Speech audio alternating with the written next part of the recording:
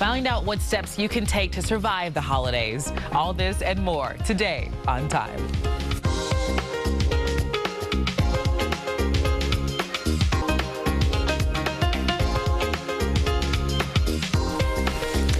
Good morning, I'm Gigi Barnett. Welcome to On Time.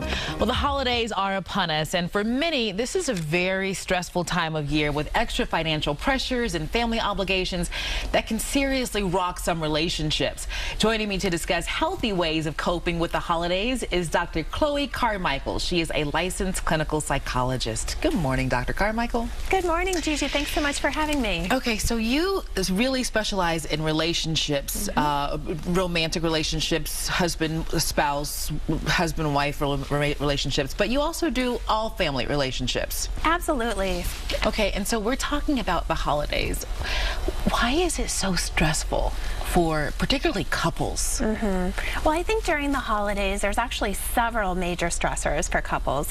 One of them is about family building. So whether it's pop the question and get married or have a baby, sometimes there can be a lot of pressure to have a baby. And then, of course, we've also got issues like family conflict, which sometimes can even touch back to the issues about having a baby.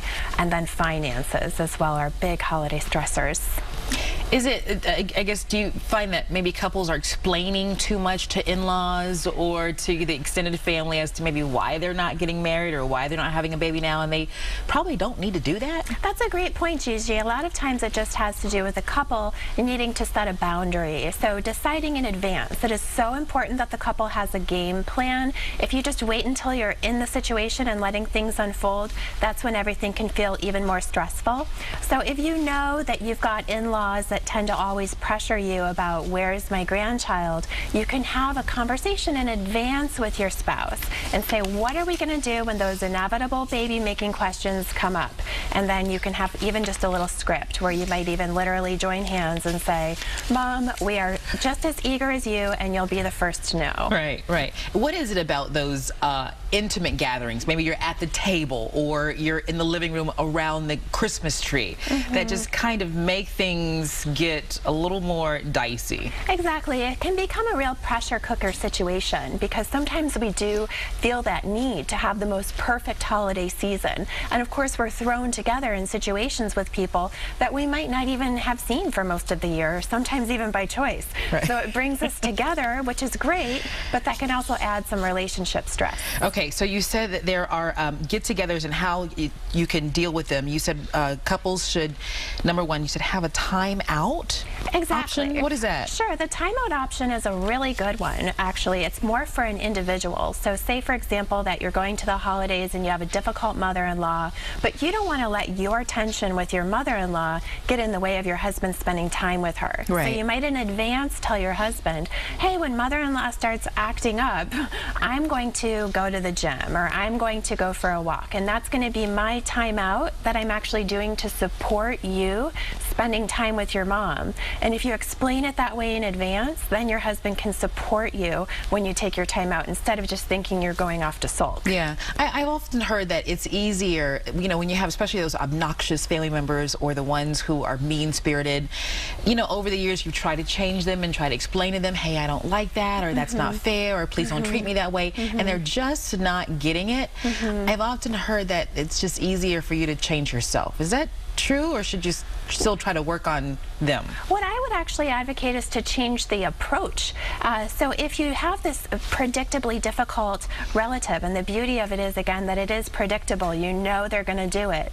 And when you have somebody, say, from the in-laws side that's picking on you, the worst thing about it isn't even usually the actual criticism from them. A lot of times it's wishing that your spouse would support you. And your spouse often wants to support you, but just doesn't know how. So again, having a game plan in advance where you might say, you know, honey, when your mom starts making those comments about, say, my weight, it would really help me if you would say, Mom, Julie and I are really happy the way that things are, and we don't want to hear anything about it. And so having your husband stand up for you is a big help. And so having that advocate, the people who can be an advocate, whether it's your husband or your wife, do they know they should, or they just don't want to hurt their parents' feeling or the relatives' feeling? Oftentimes they don't know they should, because remember, they've been dealing with this difficult person their whole life. Right. And so they might have had a strategy of dealing with it by just being silent, and that was fine for them, but it's not fine for you. Right. So if you tell them, you know, what would really help me is if you would say this or if you would do this, they want the tools usually. If you can frame it in a nice way, then they want to help. Right, I see. So you've had 35 years to deal with your mother. I've only had 5. Help. Exactly, exactly. And you can, the key is to really tell them exactly what would help, so that they can say, hey Mom, you know what, we actually are very happy the way that things are between us, and we just want to enjoy the holidays without that kind of discussion. And that makes the spouse who's getting criticized feel like they're not alone, and that makes a huge difference. Okay, gift giving, that's a toughie. Because I mean, you may have, you may want to give someone something, or maybe the budget says you can't. How do you finagle? What's the strategy for gift giving? Sure, gift giving is super loaded around the holidays, because we all want to give gifts. We all want to go over the top, but at the same time, we don't want that financial hangover. Right. So I encourage couples, again, to plan ahead. The more that we can plan ahead, the more that we can manage stress and work together as a team. So I actually encourage couples to have what I call a Santa party, where the two of you get together. Maybe you have some cocoa or some wine, whatever's best for you. Maybe some hard alcohol. Some food, some hard alcohol if need be. And you make a list together of all the people that you want to give gifts to, and just make it all on paper. Start putting dollar amounts next to their names, and you can kind of play with it that way when you've got that bird's eye view of the gift list and of the finances. And then once again, the beauty is that you're doing it as a team, and you're doing it in advance, which helps to keep the stress low. Okay. There are couples who really do want to, announce that they're having a baby during the holidays because it's so fun and you've got everybody around, but they're having some difficulty, maybe getting pregnant. You said there's an app for that.